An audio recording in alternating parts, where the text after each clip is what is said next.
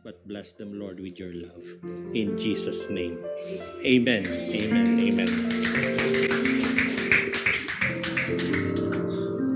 Yun po, pwede na po tayong maupo. Good afternoon po ulit. Yun.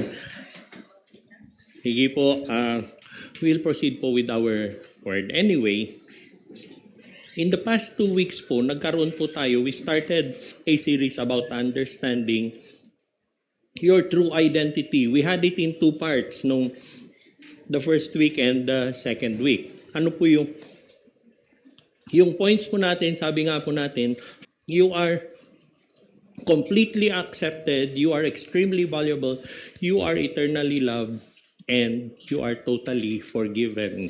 Within each point, ayan po yung yung ibang sub-points na pinag-usapan po natin as you might see on the screen.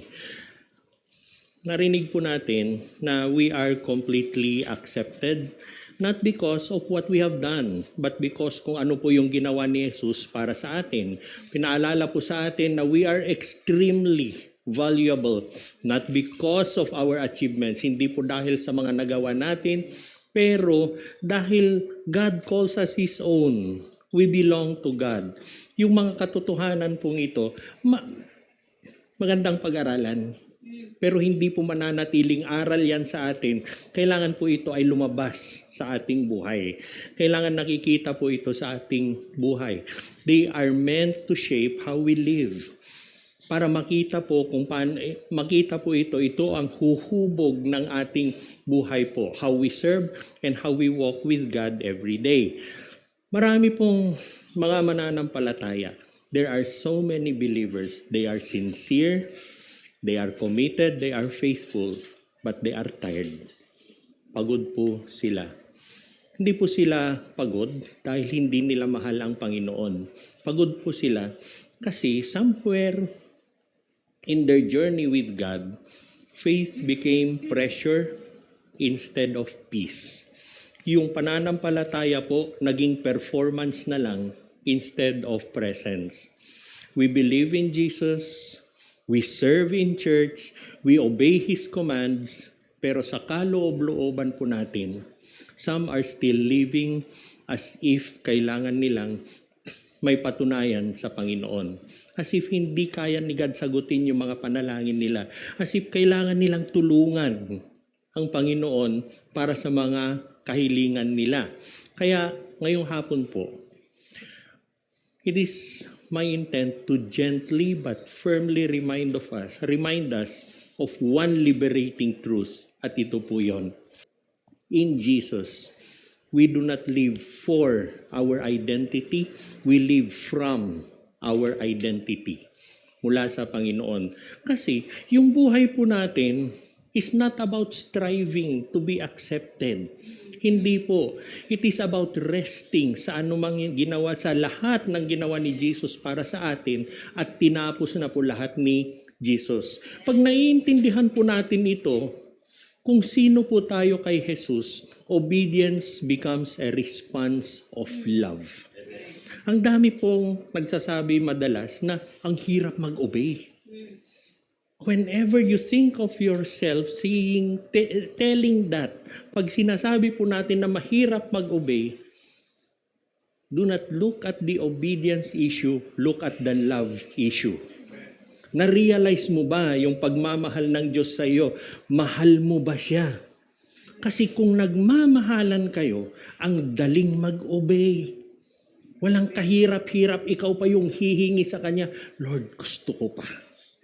Ganun po ang nagmamahal. It is not an attempt to earn your worth in God because you are worthy and you are valuable to Him already. Marami po sa atin, we feel this quiet pressure in our hearts, in our walk with God. We love Him, pero pagod po tayo. We serve Him, pero kung minsan ang hirap. Kung minsan ang hirap po. But before we ask kung ano yung kailangan nating gawin, we must first be reminded what He has already done for us and who we really are in Jesus Christ. Una, identity comes before activity. Galatians 2:20. Alam na alam po natin yan. Sabay-sabay po nating basahin. Galatians 2:20. Ready? Read. I and I no longer live, but Christ in the body. I live in the Son of God who loved me and gave Himself for me. I want us to observe this scripture very well. Hindi po sinulat ni Paul na I am trying to become something. Pero ang nakalagay po dyan, something has already been done. Something has happened already. Yung pananampalataya natin, hindi po nagsisimula with what we do for Jesus. Hindi po. It starts with what He has done for us. Yung cross po, we know the cross of Calvary, it is not merely a symbol of the forgiveness of sins, it ended even our old way of living. Kaya nga sabi niya, I have been crucified with Christ, I no longer live. Kung ano yung dati mo, wala na. In Jesus, our striving self, our proving self has died. Wala na po yon, and a new life has begun. Pag si Jesus po ay nananahan at nabubuhay po sa atin, obedience flows not from pressure, but from participation. Kasama ka kasi sa pamilya niya. You do what your family does. Kasama ka sa pamilya niya, kaya madaling mag-obey. Kung hindi ka kasama sa pamilyang yon, pressure po yon. Mahirap po yon. But we do it because we are part of that family and His life is expressed through us. Nakikita po sa atin. Notice our families. Pag nakikita po ang bawat isa sa atin, hindi lang nakikita kung sino ka, nakikita yung kultura ng pamilya mo. Tingnan mo kung paano ka kumain, paano ka maglakad, paano ka magsalita. It talks about your family. Ganun po yon when we belong to God. Yung lumang buhay po natin, it is defined by performance, by sin, by fear, by self-doubt. And we cannot bring that to God. Sa relationship po natin, hindi po natin pwedeng sabihin, Lord, alam mo ba kung anong pinaggagawa ko noon? Lord, nakikita mo ba ang mga kamay na to kung saan ko pinaggagamit noon? Alam ni Lord lahat yon, but He does not accept you. He does not make it a condition to be accepted. Lord, nakikita mo yung mga anak ko? Nakikita mo ba yon? Lord, inanakan lang ako. Tapos iniwan. Hindi po. That does not qualify you or disqualify you. Ang gusto lang ng Panginoon ay puso mo. He just wants you, and that is your identity to Him. Hindi ikaw yung makasalanan, kung ano yung pinaggagawa mo. Lord, hindi mo ba alam na 18 years akong incarcerated? No. That is not what we bring to God. Pero, what we bring to God is our repentant self, knowing what the cross is, and knowing na yung nakaraan mo ay tinapos na niya, and that He lives in you. Nabubuhay siya sa atin. Maraming believers, they reverse that order. Anong sasabihin nila? If I serve more, God will accept me. If I obey better, I will be loved. If I change enough, I will belong. Alam po natin, ganito ang buhay. The Bible tells otherwise. You belong first, then you grow. Go to God as you are. Makasalanan ka, di pumunta kang makasalanan sa Diyos. Nagkamali ka, pumunta kang nagkamali. Kung ano-ano yung mga pinagsasabi mo nun, dalhin mo sa Panginoon yun. Kung kaya niya yung cross, kaya niya lahat yan. You belong first, then you grow. Before God ever asks you to do anything, He declares who you are. Kung sino ka. So I want us to ask ourselves today, are you serving from love or from fear? Are you obeying because you are accepted or hoping that obedience will make you accepted? Mula po dun sa mga naunang preaching, sabi nga natin, ito po yung mga pinag-aralan natin. But I want us to understand and know that nowhere, dun sa dalawang Sundays natin, nowhere po does it say that we were told to work for our identity. Lahat po yan, gawa ng Panginoon. We were never told to work for that. It is only by grace through faith that you are completely accepted, you are extremely valuable, you are eternally loved, you are totally forgiven. Only by grace through faith. Once we understand kung ano po yung identity natin, that it is not something we achieve, pero it is something that Jesus has already secured for us. Yung susunod na tanong ay, anong klaseng relationship ang gusto ng Diyos sa atin? Madalas po natin, and it is true, we say that Christianity is a relationship. Right. No question po yun. Diba? Sabi nga natin, hindi yan religion. Relationship yan, okay. Sige, relationship kung siya. Anong klaseng relationship ang gusto ng Panginoon sa atin? Are we still slaves trying to earn yung approval ng Panginoon? Or are we sons and daughters learning to live from His love? Ano yung identity mo mula sa Panginoon? God's children, not slaves. That is our identity. We are children of God, each one of us. Ilang beses po natin ginagamit yung John 1:12. Anak po tayo ng Panginoon. Can we read the verse again? Sabay-sabay po tayo. Ready? Read. For a spirit of slavery. Instead, you receive the Spirit by whom we cry out, Abba, Father. Adoption. Ilang beses po nating pinag-usapan yan. Hindi kasi maganda sa Pilipino yung ampon na salita. Demeaning kung sasabihin, ampun ka. Tapos iiyak na dahil sinabing ampun. Iba po, this was written from a Hebrew point of view, from a Jewish point of view. Sa Hebrew point of view, sa mga Hudyo po, pag ampun ka, mas maganda ang mga karapatan mo kaysa sa pinanganak by blood. Yung ampon cannot be disowned. Once na inampun ka, permanente po yun. Pero yung pinanganak by blood, pwedeng i-disown yun. Ganun po yun.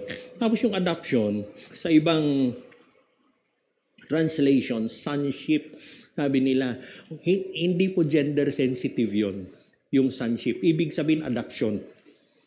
Sinama ka sa pamilya. Paul contrasts two ways of living. Slavery, ano yon? Because of fear, pressure, or insecurity.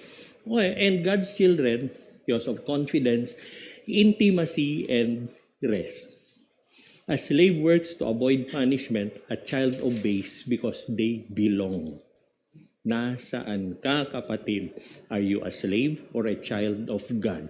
You see the difference on the screen. You know where to position yourself now. Some Christians are saved but still living like spiritual slaves. Bakit? They're afraid of disappointing God. Pag nagkamali, akala mo ba'y hindi na makakabalik? Pero God knows that somehow we will disappoint Him. It is not an issue of the error. It is an issue of how we go back to Him. Anxious of failure.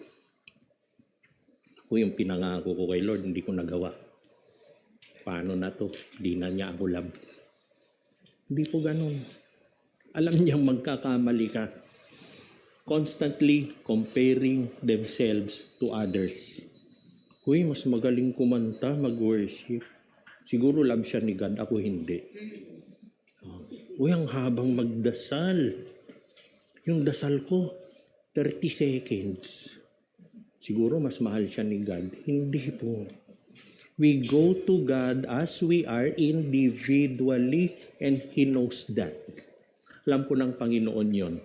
The Spirit does not lead us through fear. Hindi po nananakot ang banal na Espiritu, but through assurance. The reason that we have the Holy Spirit living in us is to assure us that we belong to God. Nakalagay nga po sa Romans chapter 4, we experience the love of God because we have the Holy Spirit in us. Na-experience natin yung pagmamahal ng Panginoon. God did not rescue us. Dun sa Luke chapter 2, makikita natin that Christmas is a rescue mission. But God did not rescue us para malayo lang tayo sa Kanya. Ni-rescue niya tayo at sinama pa sa pamilya niya. That is who you are. As adopted children of God, we are secure even when we are weak. We obey not to avoid rejection because it will never happen with God, but because we already belong sa Kanyang pamilya. The Father delights not in perfection. Alam niya naman hindi natin magagawa yun but in presence, in unity, in relationship with Him. Yun po ang gusto ng Panginoon. The Spirit within us does not whisper condemnation. By the Spirit, sabi sa Scripture, we cry out, Abba, Father, Daddy God. Hindi sino-sino ang pwede mong tawagin na Daddy. Hindi sino-sino ang pwede mong tawagin na Mami. This is not a voice of pressure. This is a voice that you belong. Nung sinabing, by the Spirit, we cry out, Abba, Father, anong ibig sabihin nun? You know what it means, church? You are fully, joyfully, lovingly welcomed into God's family. You are desired and cherished in God's family. You are not on probation.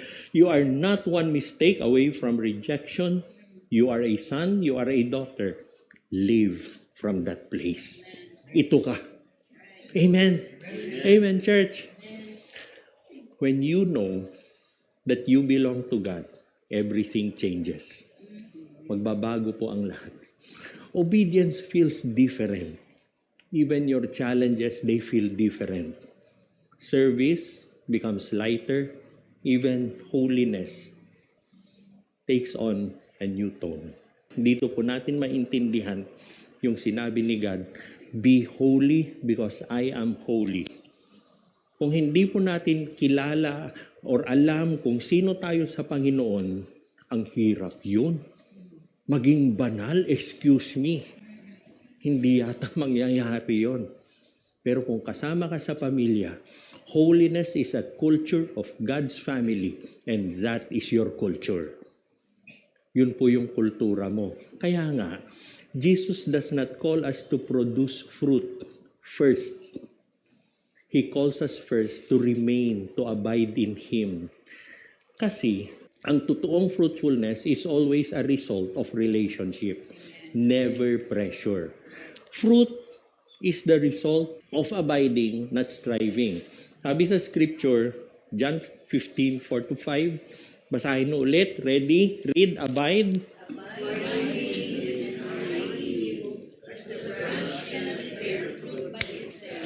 Unless it abides in the vine, neither can you unless you abide in me.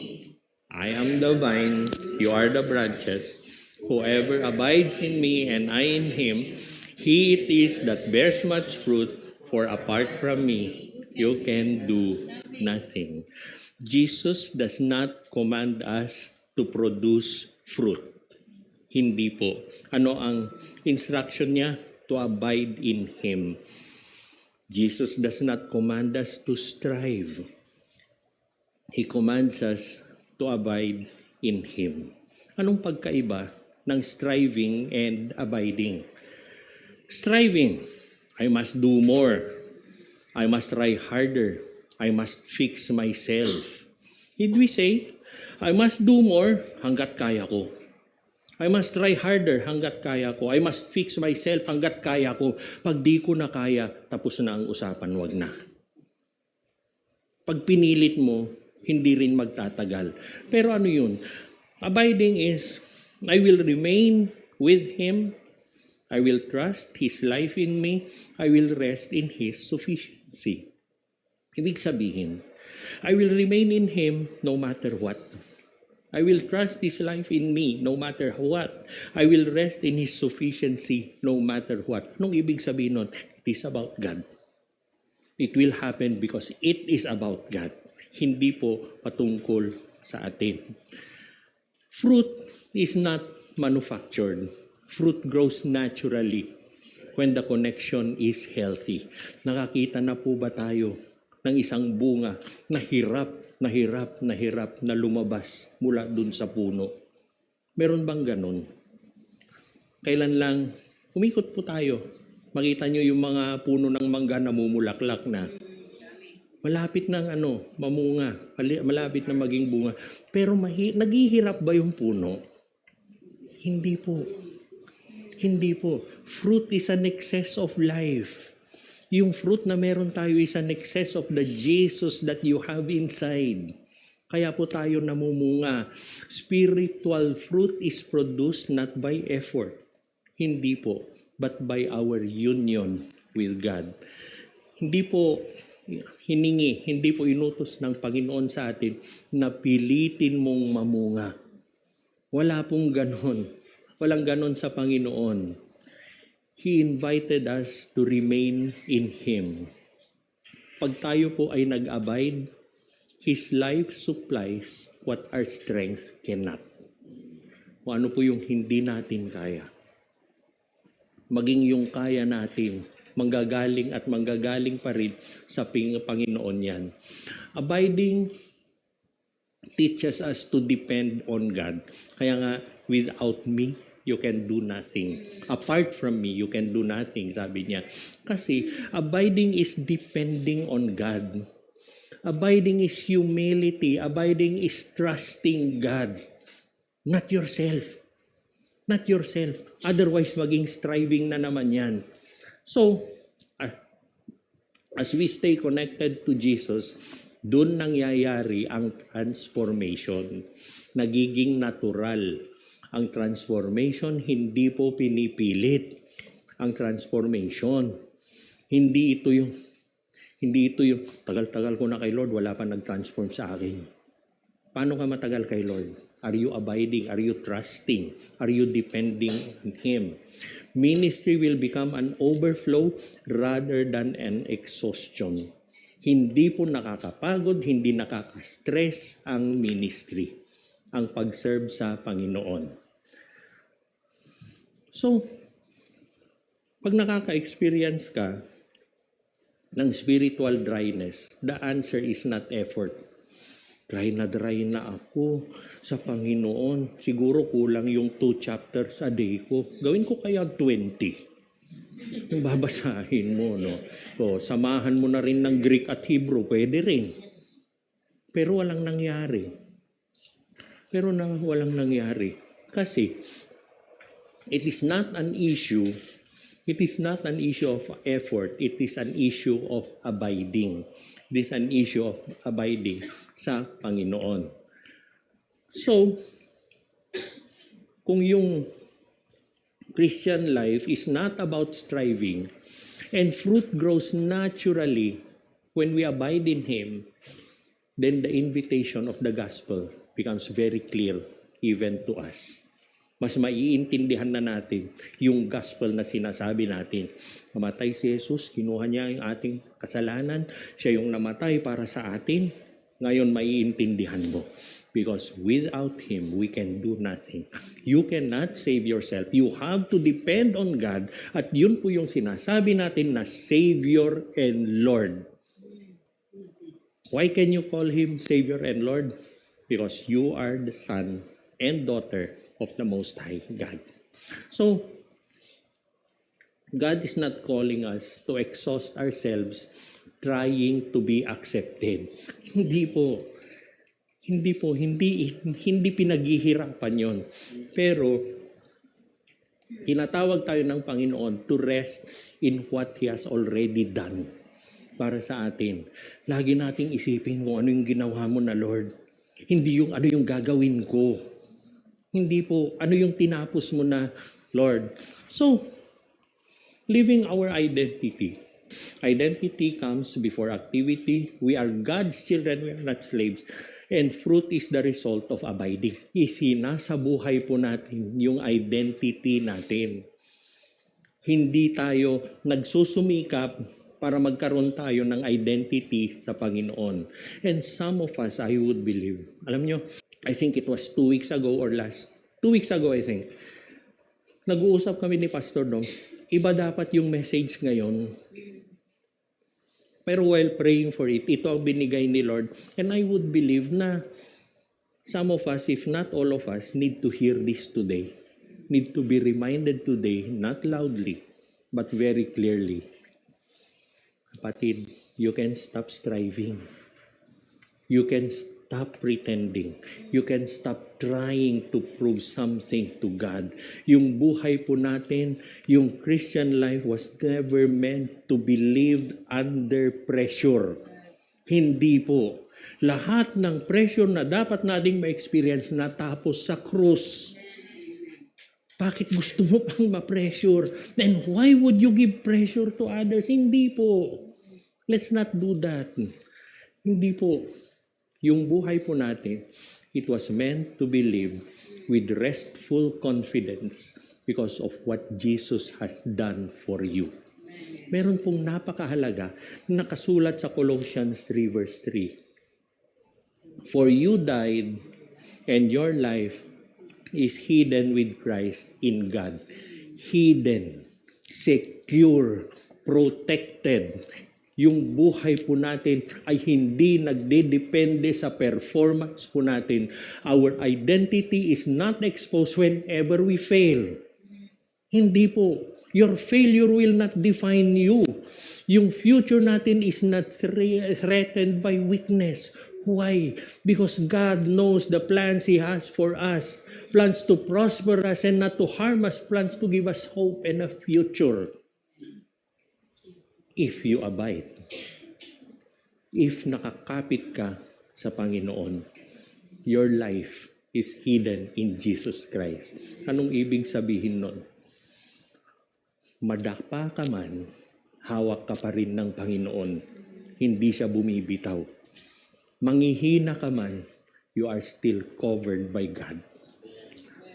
And when you are unsure, hindi po nagbabago ang Panginoon, ang plano niya para sa atin. You are still secure. You are still secure in God. Which means you are accepted, you are loved, you are forgiven, you are righteous in Jesus Christ. So now, we live from that truth. We live from that truth, not for it. We can rest in God. We can rest in Jesus Christ. And we can abide in Him and let His life flow through you. And connected to this po, let me address you. Alam niyo yung mga nagtatrabaho. Kami sa atin, nagtatrabaho, the whole day na ngang nagtatrabaho, nag-overtime pa, pag uwi niya, siya pa yung magluluto, siya pa yung maglilinis. Pagkatapos ng lahat yun, yung kinainan, siya pa yung maghuhugas. Tapos nandun pa yung assignment ni Junjun at yung project ni Ningning. Dami niyang gagawin. Meron kang day off. Anong gamit ng day off? Maglalaba. Maglilinis. Grocery. Errands. May nakausap akong ganyan. Ang sagot niya sa akin, ganyan na talagang buhay ko. Kapatid, magpahinga ka. Remember the story of creation? Day 1 to 6, nilikha ng Panginoon, everything. Ang kahuli-hulian niyang nilikha, tao. Bakit? Because seventh day is Sabbath unto the Lord. Pagkagising ng tao, ang nakita niya ay ang Panginoon na nagpapahinga. The first impression we have of God is a God at rest. Because that's what He wants for us. Ganon po ang gusto niya. Hindi po yung nagpapagal. Hindi po yung may nagsabi sa akin na, alam mo, Pastor, ang buhay parang karera ng daga. Alam mo, manalo ka sa karera ng daga, daga ka pa rin. Hindi po ganon. Hindi ka nilikha ng Panginoon na daga. Hindi po. We rest in God. You rest in Jesus. Learn to trust God. Learn to, alam nyo, lahat yung mga pangangailangan natin, lahat ng pangangailangan ng mga anak mo, hindi pa pinapanganak yan, naihanda na ni Lord lahat. And you need to know who you are, and you need to have that faith, and you need to abide. Para lahat ng pangangailangan na yon, you could draw it from the warehouse of God. Hindi tayo magkukulang siya ang ating Panginoon. Amen. Sabi nga po nung awitin, at sabihin natin ito kay Jesus, itago mo ako sa lilim ng iyong pagmamahal. Limutin ang mapaglarong kinang ng tagumpay. Sa piling mo ako'y bituing walang ningning, nagkukubli sa liwanag at kislap ng ating pag-ibig. Mga bituin aking narating, ngunit langit ko pa rin ang iyong piling. Kapag tayong dalaway naging isa, kahit na isang laksang bituin, di kayang pantayan ang ating ningning. Saan ka pa? Sa Panginoon po tayo. Sa Panginoon po tayo. Yun po tayo sa Panginoon. You can never put in exact words kung ano yung pagmamahal ng Diyos sa atin. If you have been living your life under pressure, if you have been serving God but carrying fear in your heart, if you have been trying to be good enough before God, this moment is an invitation for you not to try harder, but to rest deeper in God, to abide more in God. Ngayong hapon po, let us come to the Father, not as slaves, but sons and daughters. Amen? Amen. Let us pray. Can we start yung prayer po natin na kung sa akala mo, wala pa si Jesus sa puso ko eh. Ngayon, naintindihan ko na kung ano yung merong Diyos sa puso ko. Ngayon, naintindihan ko na yung merong Jesus sa akin. Kapatid, maybe this is your moment. Natanggapin mo ang Panginoon sa buhay mo. That you can rest in Him. You can abide in Him. That you can trust Him. Na pwede mong pagkatiwalaan yung plano niya sa buhay mo. That you can have peace in Him. That you can rest in Jesus Christ. Hindi po ako magpapataas ng kamay. No, I will not do that. But I want you to make this moment between you and Jesus Christ. Or, baka ikaw yung nagtampo noon. Lord, nanalangin ako eh. Pero hindi mo sinagot.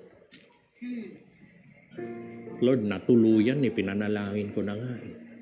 Lord, nung kailangan kita, nasan ka? Lord, anong pinagsasabi ng pastor na ito na you can come through for me? Tapos lumayo ka ng lumayo sa Panginoon. Or ikaw yung, hindi mo yata ako tutulungan, Lord eh. Ako na lang kaya. And you did things by your own effort.